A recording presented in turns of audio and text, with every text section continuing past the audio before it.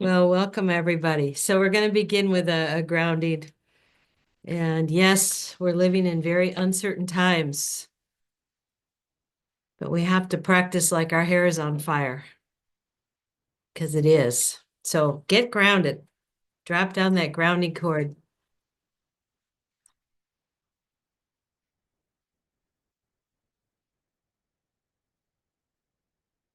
And as you do, you can tune in to the land ancestors beneath your feet.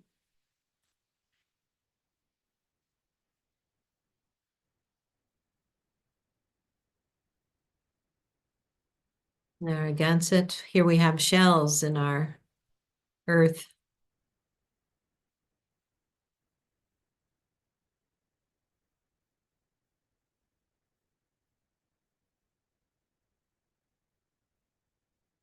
And just cast a circle of light around.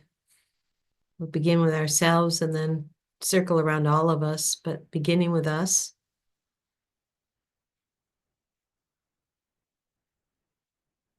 So it's language when Thai taught in Vietnamese. And I really like it. He also referred to the island of self. So come home to our islands.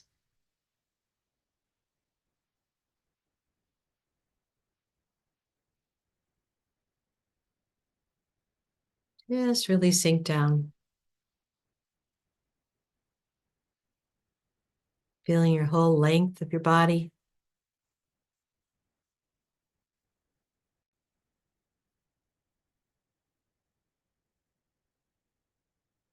Just imagining your head just can touch the sky just a little bit without stretching your neck, but just feel that impulse.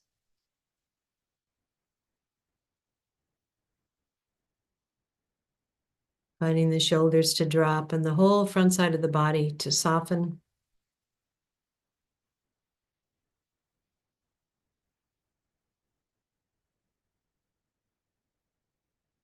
Aware of our width.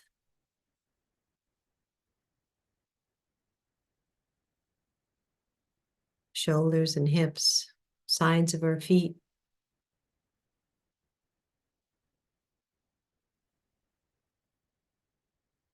And this is where we connect to people, animals, plants, and minerals.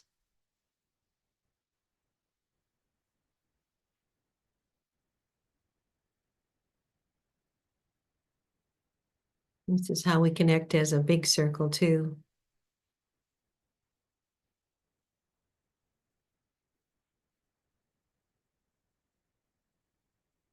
Feeling what brought us together in Thich Nhat Hanh.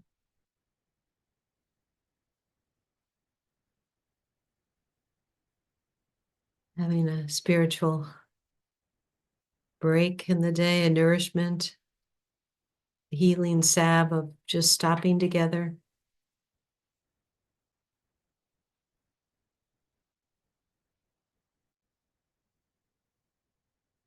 And being open to Dharma rain.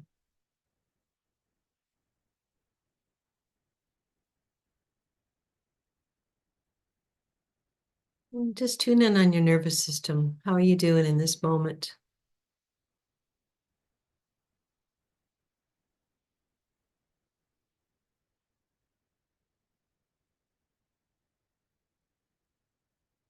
Stay curious and soft and warm and kind, and just notice, are you in your zone of well-being? Are you more stuck on low? It's one of the ways we get activated is to get stuck on low. Lack of energy, motivation. We're stuck on high. Kind of the do.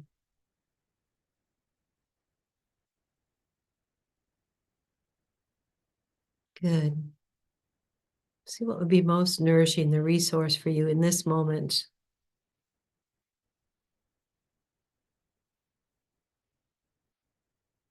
I'm really having a hard time. I cast a circle of dogs that I've loved around me. Sometimes it's trees.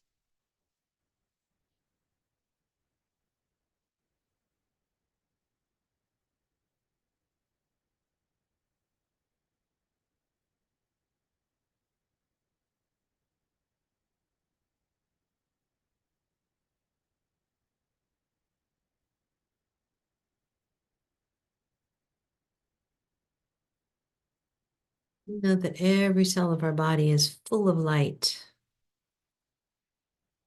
And the stars and the cosmos,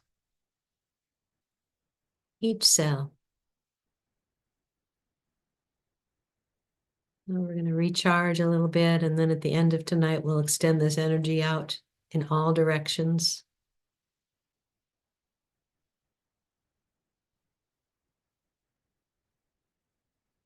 The Dalai Lama once told me and 10,000 other people in LA that when we gather like this, our energy is magnified 100-fold, at least, he said.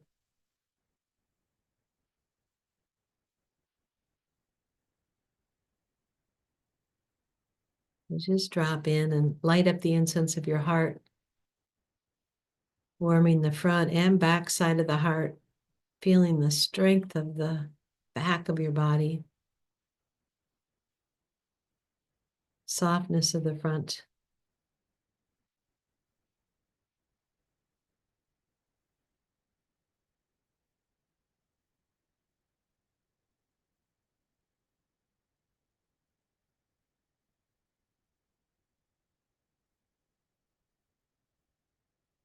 And I want to share the quote that's been inspiring me the last couple weeks, and then we'll have a few moments of silence before the bell. It's from Clarissa Pinkola Estes. Our task is not to fix the world, but to stretch out, to mend the part of the world that is within our reach. But our task is to stretch.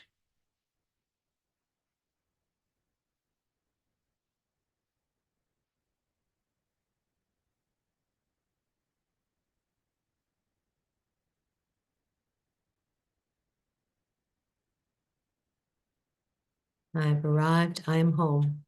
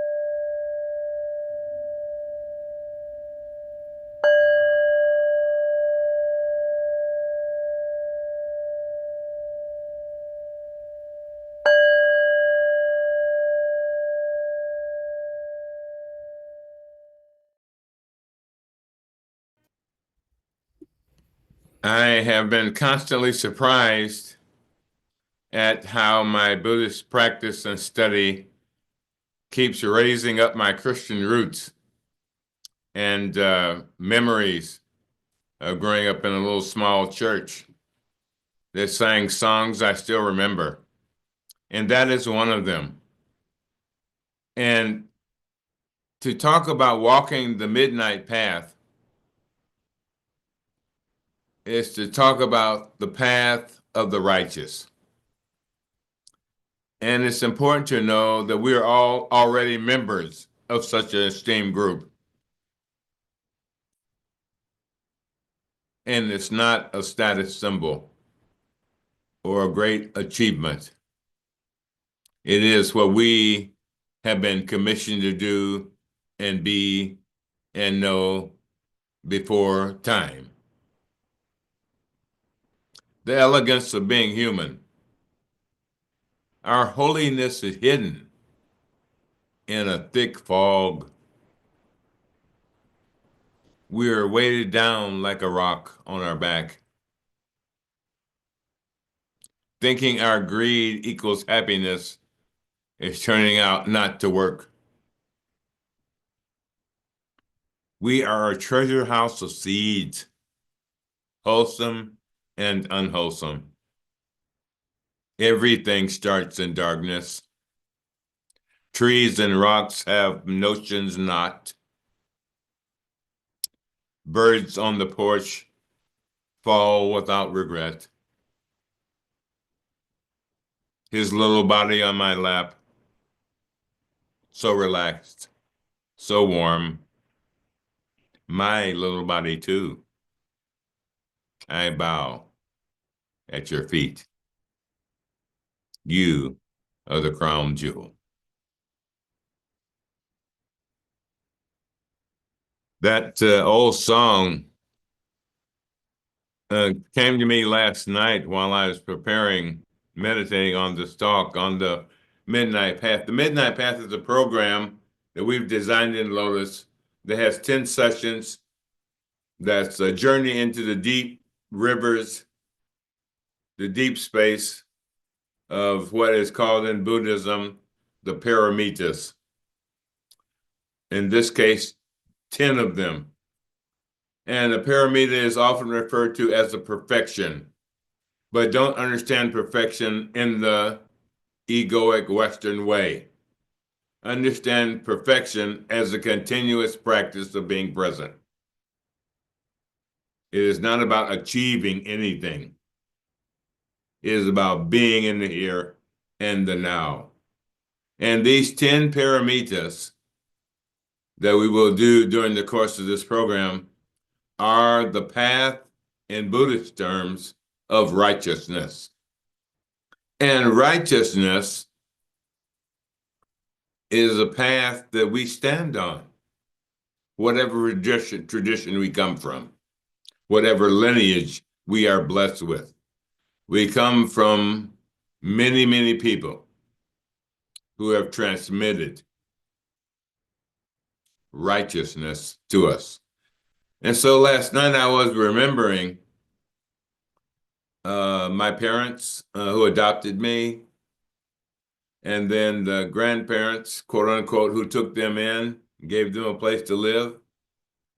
And then I thought of Miss Miller, school teachers, and Miss Fox, another school teacher. And I was soon in a room surrounded by memories of people, all of whom aspired in righteousness. And what I mean by righteousness is simply in goodness of character. Nothing special, can be quite ordinary. You've run into it every day if you're fortunate in your life to encounter the capacity we have as human beings to be good, to be right, to be wise, to be caring. That's righteousness. It is not something to achieve. It is an indicative of the human condition. We already have the seeds in us of righteousness, of care, of kindness, of respect. We came with that. The practice is to water those seeds so they become strong like oaks. And we live in a world and a society in which watering those seeds of righteousness are both threatened and misunderstood. I have a friend of mine who's an Episcopal priest from Poland, and he has a series he's doing called Spiritual Defiance. And from his point of view, our issue today is that we need to reclaim our spirituality. And for me, this means reclaiming our body and our minds because they so easily have been taken over. What would it mean to reclaim our bodies and our minds? Not in the sense of Thich Nhat Hanh used to talk about it as reclaim your territory. He used to use examples from Africa, the lion or the lioness. Come into your own in the here and in the now. I gave a talk to a group of students recently, and I began with the phrase "Welcome to hard times." And this phrase comes from a movie in 1967 or 68 with Henry Fonda. He was the mayor. And anytime new people came into town, he would welcome them by saying, "Welcome to hard times." And that's where we are. We're in hard times, people. And evolution is our capacity to adapt. If you don't have enough power to change things, you change yourself. That's it. This is how small groups win big battles. You change yourself. Somebody thinks they know who you are, how you can be, what you can know, and what you can do. Don't be that. Be something unimaginable, miraculous, shocking, loving, joyful, and loud.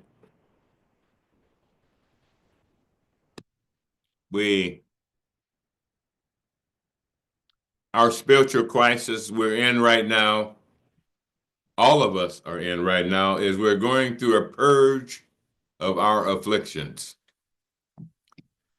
Afflictions that cloud the mind and dysregulate the nervous system, producing destructive thoughts that become dominant. Negative patterns of thinking and speech seem to reign.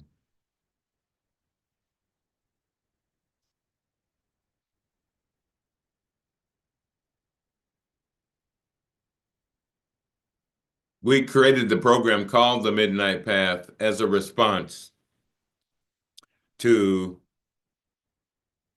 this process we're all in of developing the kind of characters that was the promise we all made before time.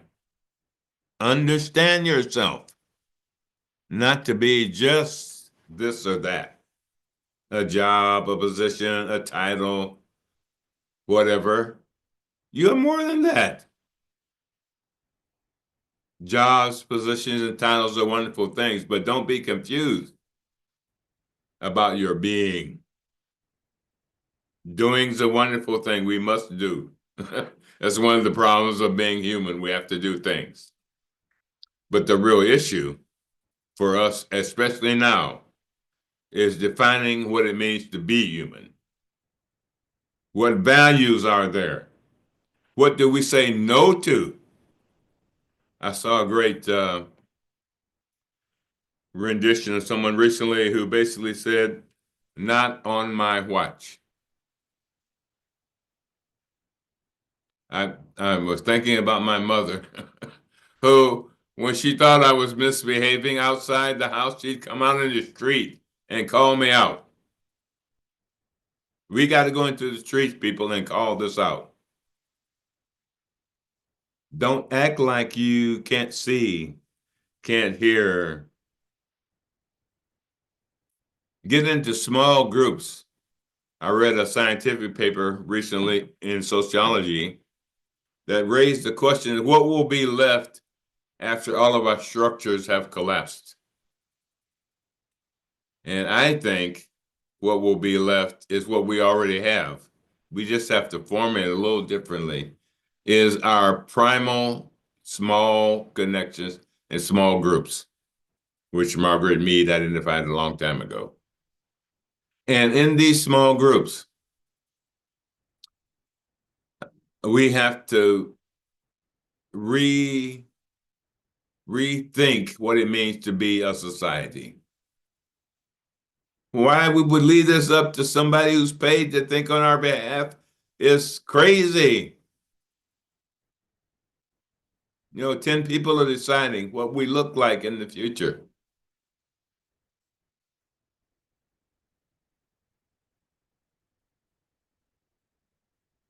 Our small groups need to be places we could go for nourishment,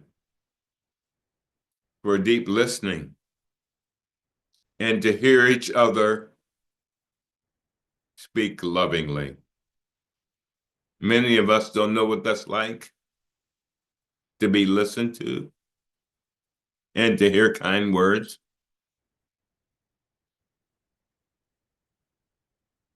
The Midnight Path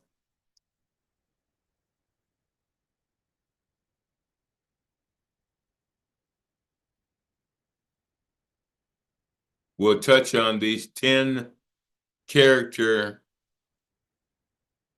zones of energy, which we can spend our whole lives enhancing, and in fact, are the only things we leave behind.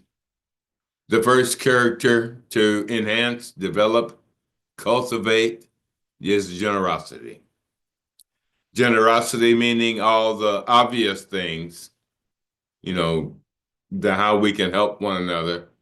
But the most important of gifts you can give is non-fear.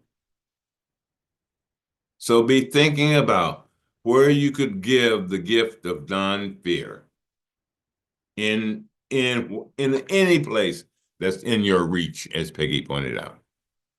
The gift of non-fear. Non-fear in yourself and non-fear with others. Create that field of energy around you so ahimsa, or non-harming, beams out of you so that people and animals feel safe with you. After generosity, we'll spend another session on relinquishing things. Of letting go of stuff. Oh boy. And we have, I think it was, I can't remember, he was running for president. Eco kind of guy. Anyway, he said in 1970 there was hardly any places for storage in the United States, and now they are everywhere. And I think the name is quite revealing here anyway. They're called self-storage. I think that's really a joke. Since you have no soul, how can you possibly store it? I mean, this is, and people pay money to have their non-self stored. I find that humorous. But learning how to let go. Peggy's mother, who lived to be 95, started telling us when she was 85 that the secret to getting old was letting go. It's not just a secret to getting old, it's a secret for living. I used to do corporate consulting in Fortune 500 places, and I kept running into people who would not let go. This is not some Woo-woo spiritual matter is concretely practical. People who not want to change their processes, not wanting to change their physical spaces, not wanting to change how they relate to customers because they were so comfortable with the old way they did it. None of us like change. Peggy used to say, only a baby with a wet diaper likes change. The rest of us just hate it. And then there's kind of a change curve that it has early adapters, the people who got computers first or iPhones first or try new things first. And then there are the people who wait to see how that worked out and then they will go. They will get iPhones after everybody else has them. And then there are people who will never get them by definition of themselves. They literally define themselves by how they won't change. And in any collective, generally, there's 10% early adapters, 10% never changers, and 80% in the middle who don't know what to do. and and the temptation, which I saw over and over again in very successful companies and in villages in the rural areas of the world, same pattern. People spend enormous amount of energy trying to get the people who won't change to change. Their message is already clear. And if somebody who won't change does change, it's wonderful.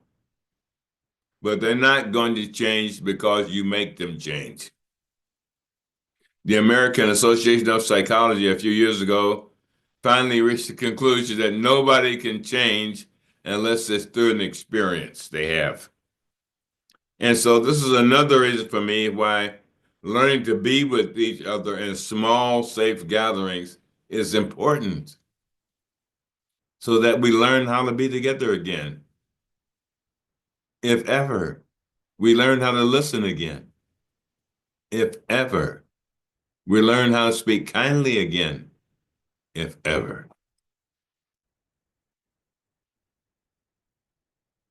Insight is the next character to enhance, to actually cultivate breakthrough in your thinking, in your insight into the nature of the world. You can cultivate this, an insight in just like an apple, like like the Newton story, though that's a good example.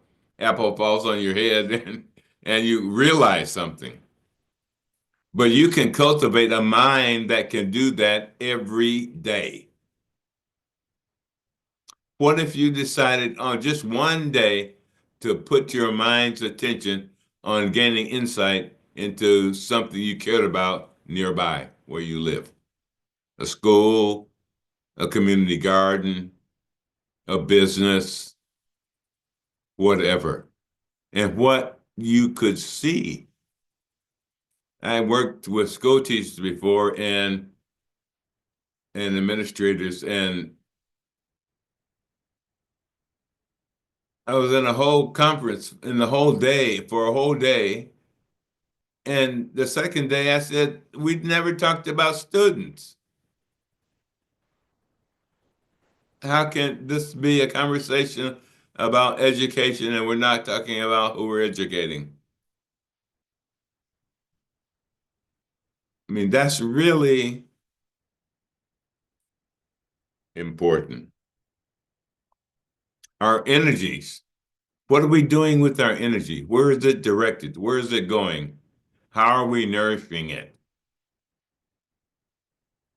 How are we taking care of ourselves and our vitality, which has to be ongoing, as all of these are. Patience. Oh, I don't even like standing in the grocery line. I don't.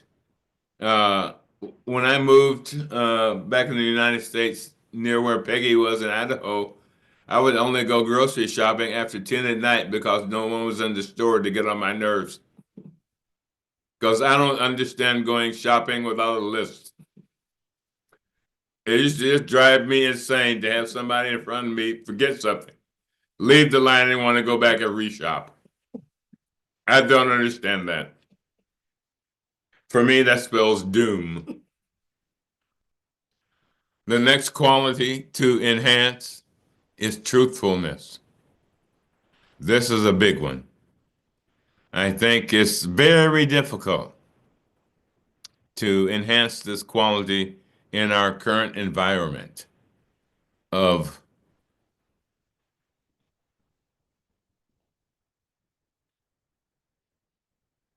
miscommunication, intentional miscommunication. So we have to always be developing and cherishing our critical intelligence. Just like when you go in to buy fruit and you look at the lemons, you just don't grab any. You take a look.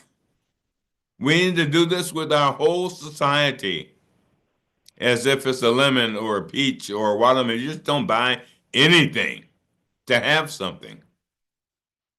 You buy things that are worth your investment of your time, your precious life, and your wisdom. Truthfulness. What is the criteria for truthfulness? We seem to just, I'm astounded how some people can lie and we just ignore it. We think ignoring it makes everyone understand it was a lie. It does not. We have to call a lie a lie. This is the bottom line in character development. It's what your parents were trying to teach you since you were little. It's to tell the truth. And not to tell the truth in a mean, unresponsible way, but to tell the truth in a mindful, uplifting way. The same truth can be told. Resolution is another character, a paramita we will look at. Or commitment. Oh boy. I know many of us have jokes about commitment, but the word I use for myself is devotion. What am I devoted to? Where's my life force going? It is that going in a direction that allows me to, as the song says, to see God.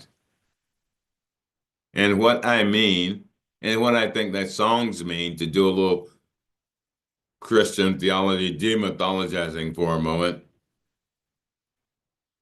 when our character is being cared for and developed and cultivated with these qualities, we become capable of experiencing the ultimate dimension in every moment. We can see God. We can see the ultimate dimension. And not only can we see the ultimate dimension, we can see that the ultimate dimension sees us.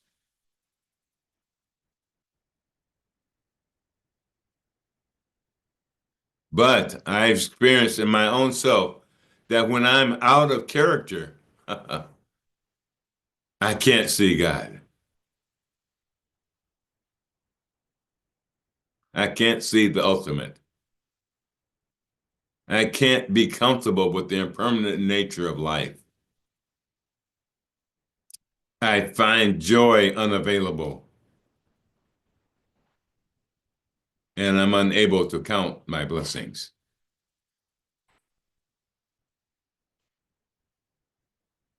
Loving kindness. Loving kindness. Just that one character quality, if we could develop in a more enhanced way, in many of us, we would instantly change the whole world. because you have to understand our world that we have created is an energy system. It's not just structures. It's energies of mind, energies of speech, energies of habit. And these we can transform in ourselves and in where we have reach around us. And the task for a bodhisattva, which this walking the midnight path is about, is to not only touch and care for suffering in the historical dimension, but it is to invite everyone in the historical dimension to touch the ultimate dimension that heals all suffering.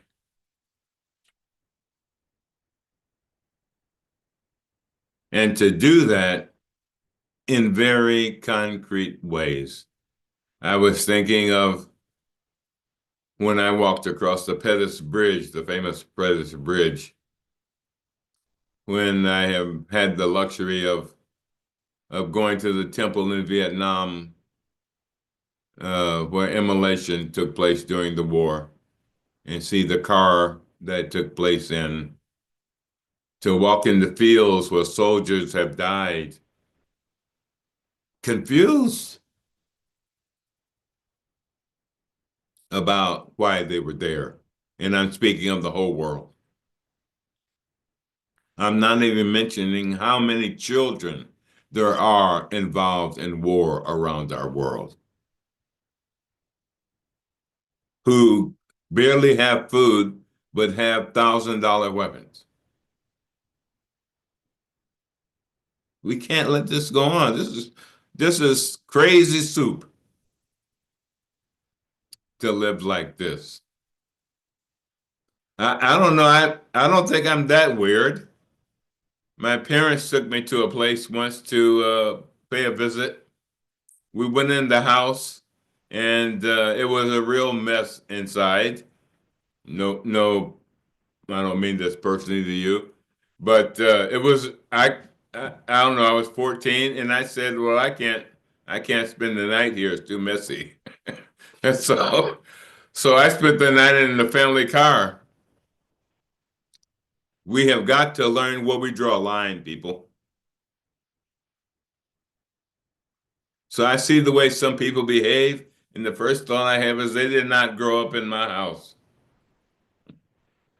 They did not grow up with my mother, who held accountability for my behavior with love, not punishment, but with love.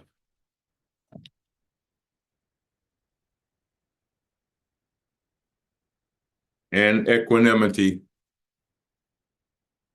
evenness of heart and mind, evenness of well-being in the midst of the ups and downs.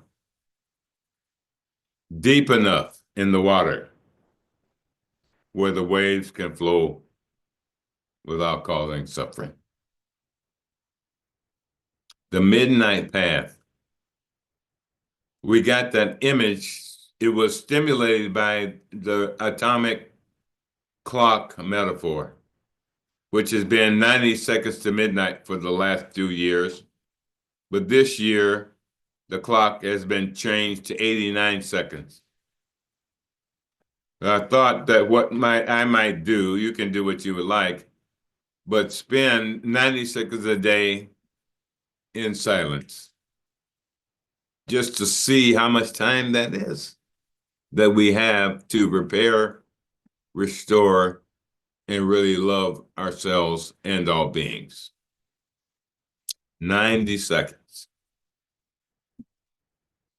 So I hope some of you can attend the Midnight Path. We have a great faculty coming to assist us. Brett Cook, Brett Cook, Ava Avalos, who's an artist. Ava Avalos, who's a doctor from Botswana. Tamara Cross, Tamara Cross, Kazuhaga, speech paralysis, speech therapist. Kazuhaga. Kazuhaga, Oh, I'm gonna forget some. and many others. But We're I can all share going to the others. we're all going to be sharing from our hearts. Matt was I gonna can add share it. the others quickly. Yeah, so Okay.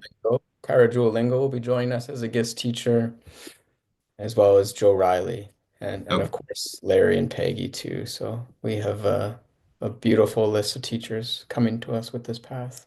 Sorry, Larry. That's quite all right. Thank you, Matt. You're welcome. So this practice, this path is a time we want me to remind myself and you that the path is always here and now. The path is never out there. The path is in here where it's always been. It just needs our kind attention, our deep care, our true observation, so that we know what state our mind is in as we go through the world every day, so that we can recognize generosity when it rises up in us and be thankful for that energy. When we encounter the need or the experience of having to let go, we can do that with grace. And so on with all these states of mind, of character. And it's important in this path to know that presence is more important than perfection. I gave up on perfection a long time ago. I found it to be a great relief. Work on being present. Work on being there where you are, in your house, with your family, with your partners, with your friends, with your network of human and animal friends. Be there, but don't hide. This is not the time for hiding. This is the time for standing up. To me, this is not about names. I learned this from being around the edges of the civil rights movement. It's not about names. It's about our collective presence. And there's one more thing that's coming to my mind that's important for you to know and understand. Do you know that the civil rights movement has been characterized as a Black movement? Marginalized as a Black movement. The civil rights movement was a movement for the civil rights of every single human being in America. We were not marching just for ourselves. We were not getting our heads beat in and put in jail just for ourselves. We're not getting killed just for ourselves. We're getting killed, beat, and marginalized for the presence of righteousness itself.